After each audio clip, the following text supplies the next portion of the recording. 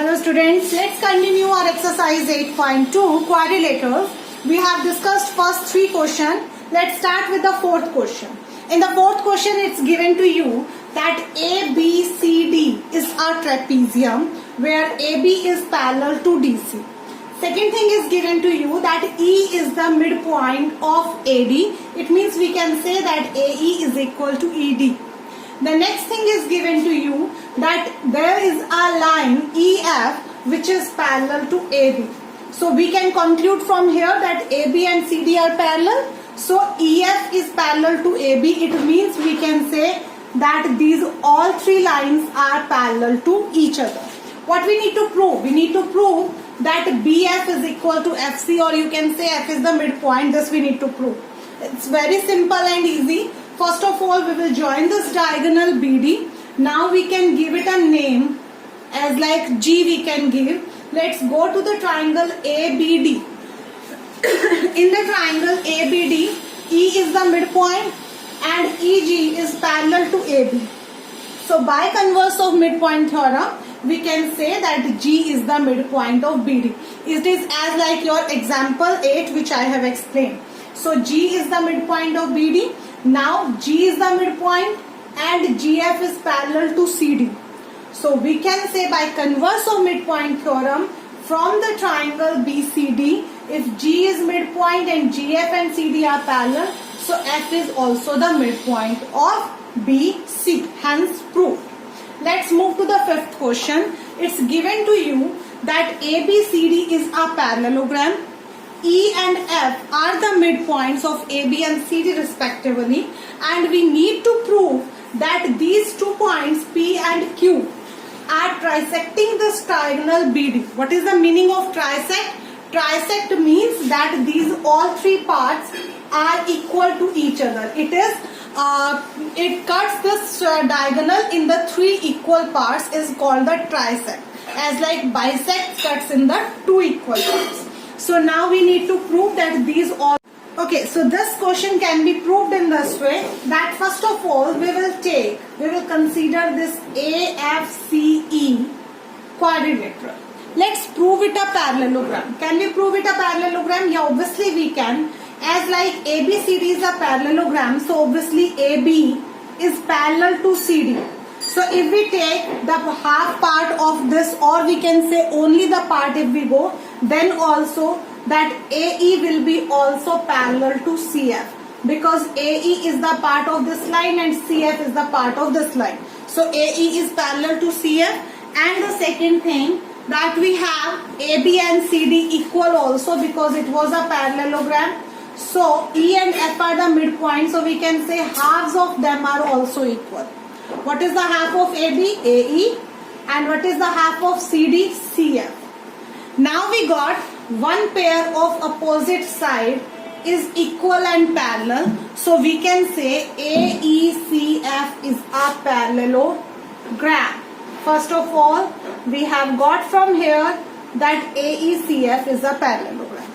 If you have AECF a parallelogram, so I can say this line AF is parallel to CE. Okay. Now we will move to the next step. In triangle APB. In triangle APB, if I have this complete line parallel to this, then obviously AP is also parallel to EQ. And E is the midpoint. So what we can apply? We can apply the converse of midpoint theorem. If we have E midpoint and this line is parallel to this, then obviously Q is also the midpoint of PB. I am explaining in short once again. First we have proved AECF is a parallelogram as by taking these. Okay. So if it is a parallelogram, then AF is parallel to CE.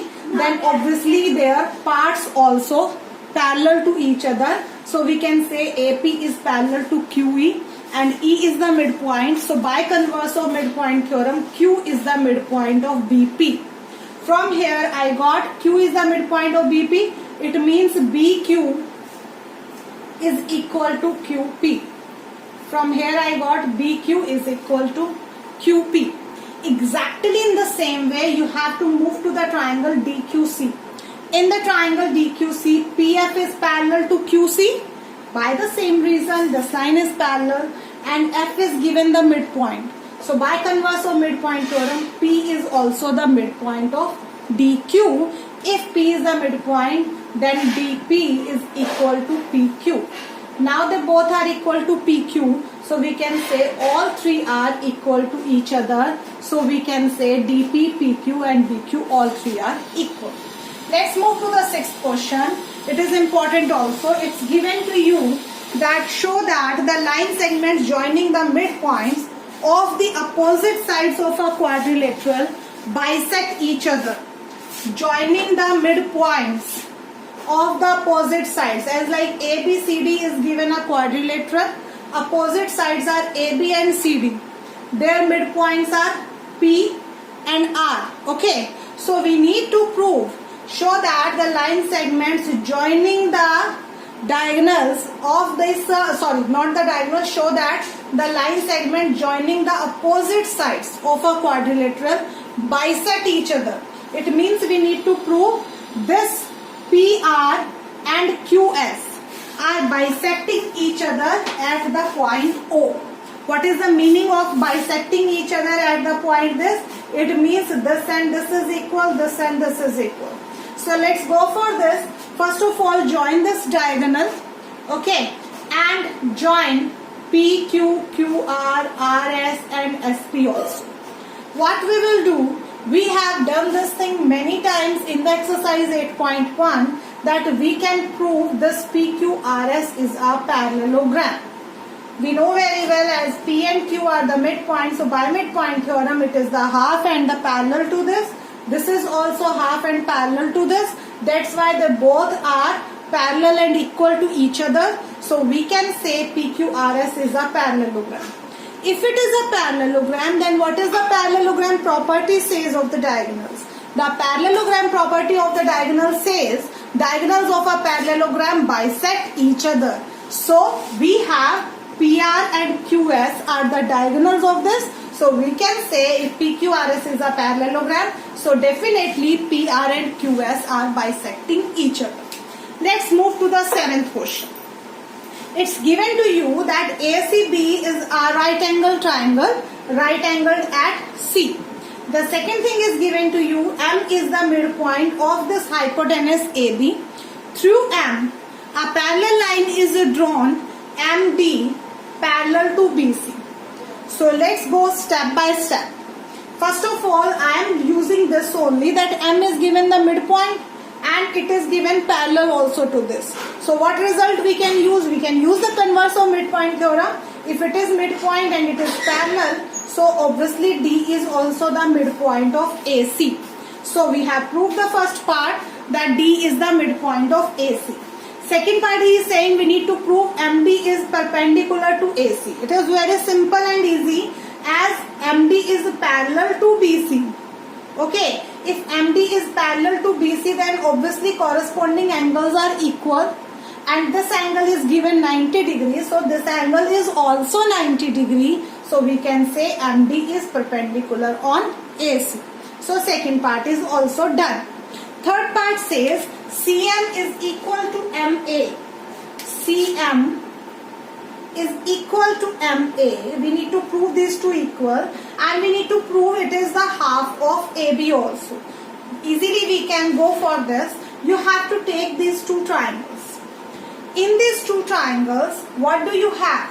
We have D is the midpoint, so we can say AD is equal to DC. This angle is 90 degree and this angle is also 90 degree by co-interior angle property, and DM common.